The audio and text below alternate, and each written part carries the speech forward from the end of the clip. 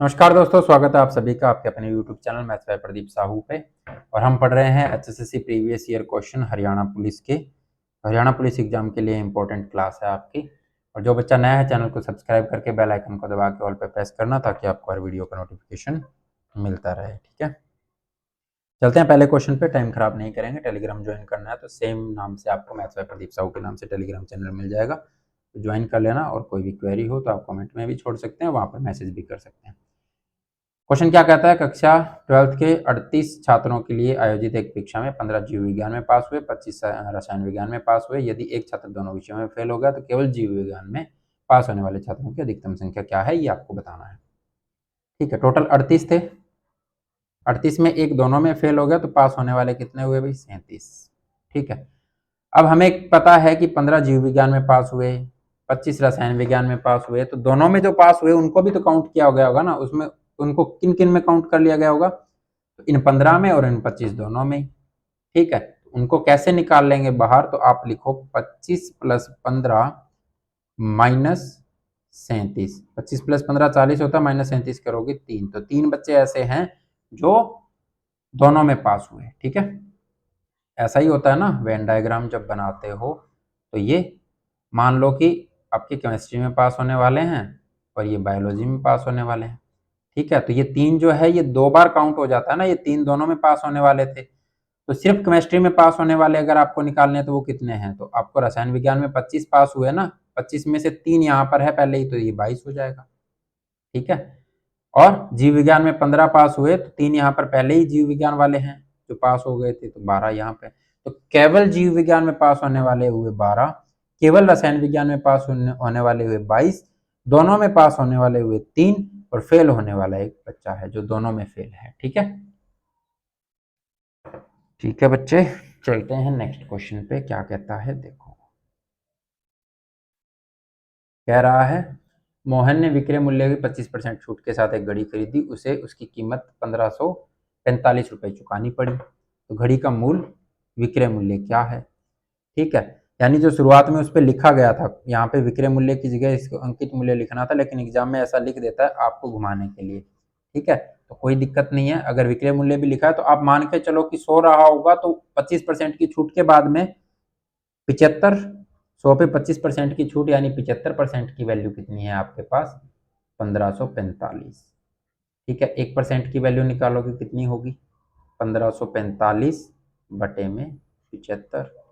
अगर आपको 100% की वैल्यू निकालनी है तो कितनी होगी, वही है ना, 100% ही विक्रय मूल्य है हमारा। ठीक है, जो उसके ऊपर लिखा हुआ था वो हमने 100% माना था, इसीलिए तो 75 की वैल्यू ये है। ठीक है, तो 100 से गुना कर देंगे, तो ये कटेगा 4 पे, ये कटेगा 3 पे, ये 5 दिए 15, 3 एकम 3 और 5 दिए 15, तो ये कितना हो जाएगा, 2060 हो जाएगा। ठीक है, तो उस पर पहले जो मूल्य लिखा हुआ था वो 2060 था, जो इसमें कोई ऑप्शन नहीं है तो इनमें से कोई नहीं आपका आंसर हो जाएगा, डी ऑप्शन आपका राइट आंसर होगा बच्चे। ठीक है, चलते हैं नेक्स्ट क्वेश्चन पे। कांतिलाल है जो 6 रुपये 75 पैसे किलोग्राम वाली 80 किलोग्राम चीनी को 8 रुपये प्रति किलोग्राम वाली 120 किलोग्राम चीनी के साथ मिलाता है, मिश्रण को किस दर पे बेचे ताकि उसे 20% का लाभ हो। ठीक है, किस दर पे बेचे ताकि उसको 20% का लाभ हो जाए। चलो भाई, यहाँ पर आपको बताना है, एलिगेशन लगा देंगे 6.75, और ये कितना है, 8 रुपये प्रति किलोग्राम। यहाँ वाली वैल्यू हमें निकालनी है, ये कितनी है 80, और ये कितना है आपका 120। यहाँ पे क्वांटिटी होती है ना नीचे, तो नीचे क्वांटिटी लिख देंगे। ठीक है,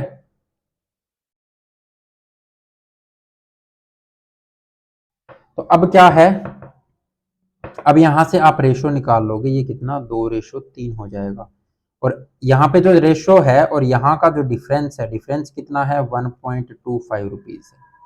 ठीक है, तो ये क्या है, आपको 1.25 को इन दोनों में डिवाइड करना है, इस रेशो में डिवाइड करना है। वो कैसे करेंगे भाई, तो वो आप 5 की वैल्यू ये है तो 1 की वैल्यू कितनी हो जाएगी भाई, 0.25 हो जाएगी। 125 को 5 से भाग कर तो 25 आता है ना, 2 के बाद में पॉइंट लगा दोगे। तो एक की वैल्यू अगर 0.25 है तो दो की वैल्यू 0.50 होगी और तीन की वैल्यू 0.75 होगी। ठीक है, तो ये बड़े वाली संख्या में से ये घटाया तभी ये आया होगा ना। ठीक है, तो कितना घटाना है यहाँ पे, तो यहाँ पे 0.50 है ना, तो ये घटाया होगा, यहाँ पे कितना घटाया होगा, 7.50 में से जब ये घटाया होगा यानी 8 में से माइनस कर दोगे 0.50, तो यहाँ पे जो वैल्यू रही होगी वो आ जाएगी। तो 7.50 घटाया होगा तभी तो 0.50 आया होगा।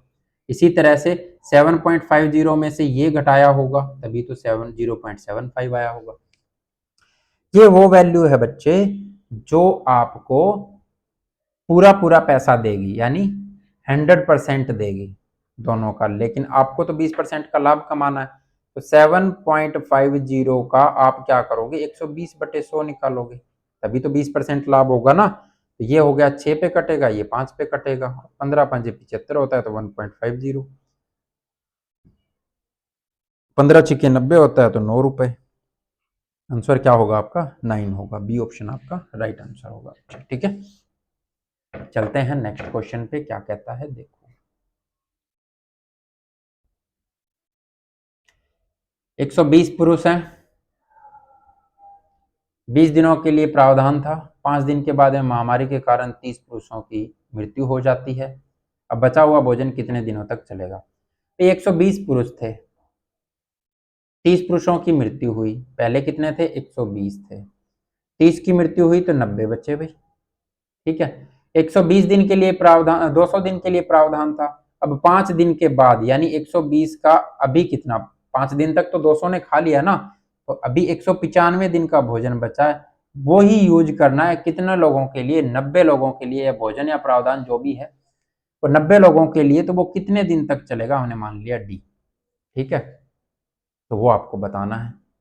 तो ये 3 चौके 12 होता है, 4 पे 30 चौके 120, ये 30 चौक 30 दिए 90, इसको काटो, ये कटेगा ना, 6 दिए 18 और 5 दिए 15, 65 पे, ये 6 चौके 24, 240 और 20 260, 260 दिन तक चलेगा भाई।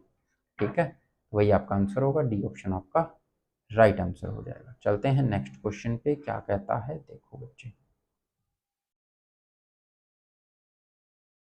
अभी तू कहाँ जा रहा है भाई, देखो नेक्स्ट क्वेश्चन क्या कहता है देखो बच्चे।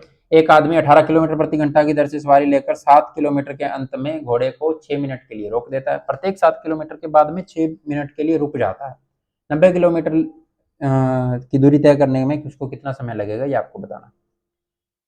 7 किलोमीटर के बाद रुक रहा है भाई, 90 किलोमीटर में कितनी बार रुकेगा, तो 7 से भाग करते हैं, 12 7 84 होता है, यानी 12 बार रुकना पड़ेगा, 13 7 91 होता है, तो 90 से पार हो जाएगा ना, फिर तो फिर रुके ना रुके हमें क्या है, 90 किलोमीटर कंप्लीट करने के बाद में तो रुकना ही है उसको, तो 12 बार रुकेगा, और एक बार में कितने मिनट, 6 मिनट रुकता है, तो 12 6 72 मिनट तो उसको लग जाएंगे रुकने में ही।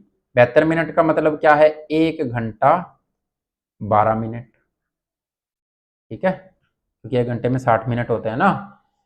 अब 90 किलोमीटर जाना है तो चलने में जो उसको टाइम लगेगा कितना, 18 किलोमीटर प्रति घंटा की दर से चल रहा है, तो 90 किलोमीटर बटे में क्या है, चाल करेंगे तो 18, तो उसको कितने घंटे लगेंगे, 5 घंटे, 5 घंटे यहाँ लगे, 1 घंटा 12 मिनट रुकने में लगा दिए, तो 6 घंटे 12 मिनट आपका आंसर आ गया। बिल्कुल सिंपल है, कुछ नहीं करना, नेक्स्ट क्वेश्चन पे चलना है। चलिए क्या कहता है देखो। ऐसी दो संख्याएं हैं कि पहली के 2 गुने और दूसरी के 3 गुने का योग 18 है। हमने मान लिया एक संख्या पहली जो है वो x है, दूसरी y है, तो पहली का 2 गुना 2x प्लस में दूसरी का 3 गुना 3y बराबर किसके, 18 के। ठीक है, अब कह रहा है जबकि पहली के 3 गुना यानी 3x प्लस में दूसरी के 2 गुना का योग 17 है, दूसरी का 2 गुना 2y बराबर 17 कर देंगे। अब यहाँ पे 2x है, यहाँ पे 3x है, इक्वल करने के लिए इसको मैं पूरे को 3 से गुना कर देता हूँ और इस पूरे को मैं 2 से गुना कर देता हूँ भाई। ठीक है, तो क्या आएगी इक्वेशन, इक्वेशन आएगी यहाँ से 6x plus 9y is equal to 54, 18 3 54 होता है ना, यह आ जाएगा 6x plus 4y is equal to 34। दोनों को माइनस करेंगे यहाँ से तो साइन चेंज हो जाएंगे। ठीक है, 6x से 6x कैंसिल हो गया, ये क्या आया 5y पॉजिटिव आएगा ना, प्लस का आएगा क्योंकि 9y प्लस है। ठीक है, जो बड़े वाला होता है उसी का साइन आता है बच्चे। ठीक है, और 54 में से 34 जाएगा तो 20, y इज इक्वल टू कितना हो गया 4। ठीक है, अब x की वैल्यू और निकाल के देख लेते हैं। इसने पूछा बड़ी वाली संख्या कौन सी है, तो x देखते हैं बड़ा आता है कि नहीं आता, इसमें रख देते हैं। तो x की y की वैल्यू रखोगे कितनी 4, तो ये कितना हो जाएगा 2x, 4 3 12, इसको इधर ले जाएंगे 18 माइनस 12, x बराबर कितना हो जाएगा 6/2 3, तो एक आया 3 एक आया 4, तो बड़ी क्या है 4 है, वही आपका आंसर हो जाएगा। चलते हैं नेक्स्ट क्वेश्चन पे। यदि एक लंबवृत्तीय बेलन की ऊंचाई को समान रखते हुए आधार की त्रिज्या को आधा कर दिया जाए तो घटे हुए बेलन के आयतन का मूल बेलन के आयतन से अनुपात कितना है। पहले ये देखना है कि किसका अनुपात पूछा है, घटे हुए का। हम मान लेते हैं कि अगर हाइट बेलन की h है और रेडियस r है, तो अब क्या कह रहा है कि ऊंचाई को समान रखते हुए, ऊंचाई तो वही है h, लेकिन रेडियस को क्या कर देता है, रेडियस को आधा कर देते हैं, तो आधा कर दो भाई, r/2 है। ठीक है, तो वॉल्यूम क्या होगा, यदि एक लंबवृत्तीय बेलन की ऊंचाई की समान रखते हैं आधार की त्रिज्या को आधा कर दिया जाता है तो घटे हुए वॉल्यूम के आयतन का मूल बेलन के आयतन से अनुपात। अनुपात आयतन का पूछा है तो आयतन आपको यहां से निकालना है, पाई r/2 है ना, r² h होता है, तो r/2 हमने माना है, इंटू में h, रेशो किसके साथ, तो पाई r² h, क्योंकि यहाँ पर रेडियस r मानी है हमने। ठीक है, तो जो कट रहा है वो काट दो, h से s कटेगा, पाई से पाई कट जाएगा, तो ये क्या आ जाएगा r²/4 रेशो r², तो r² से r² कैंसिल, रेशो कितना आया 1:4, वही आपका आंसर होगा जो आगे दिखेगा आपको, ये रहा भाई 1:4, फर्स्ट ऑप्शन आपका राइट आंसर होगा। चलते हैं नेक्स्ट क्वेश्चन पे, क्या कहता है देखो। कह रहा है 270 मीटर लंबी एक ट्रेन 36 किलोमीटर प्रति घंटा की गति से चल रही है। ठीक है, तो वह 180 मीटर लंबाई के एक पुल को कितने समय में पार करेगी। पहली बात, यहाँ पर मीटर है, यहाँ पर किलोमीटर है, तो 36 को मैं किलोमीटर पर हावर में चेंज करना चाहता हूँ स्पीड को, तो 5/18 से गुना कर दूंगा। ठीक है, 2 पे कटेगा, यानी 10 मीटर पर सेकंड हो जाएगा। ठीक है, अब आपको दूरी कितनी तय करनी है, 270 मीटर लंबी तो ट्रेन है। ठीक है, और 180 मीटर लंबाई पुल की लंबाई है, तो दोनों को मिला के दूरी तय करनी है, तो कितना हो जाएगा ये 450, टोटल दूरी होगी 450 मीटर, और स्पीड आपकी ये है, तो डिस्टेंस अपॉन में स्पीड करते हैं तो टाइम आता है। ठीक है, कैंसिल हो जाएगा, तो कितना आया 45 सेकेंड। ठीक है, 45 सेकेंड आपका आंसर होगा। तो ये था आपका अंतिम क्वेश्चन। नेक्स्ट पेपर हम करेंगे 31 अक्टूबर 2021 शिफ्ट 1। ठीक है, तो इस वीडियो का ये अंतिम क्वेश्चन था। वीडियो अच्छी लगी तो लाइक शेयर और सब्सक्राइब जरूर कर लेना, और अपना और अपनों का ख्याल रखिए। Okay, bye bye, take care. Next video में मिलेंगे अच्छे क्वेश्चनों के साथ।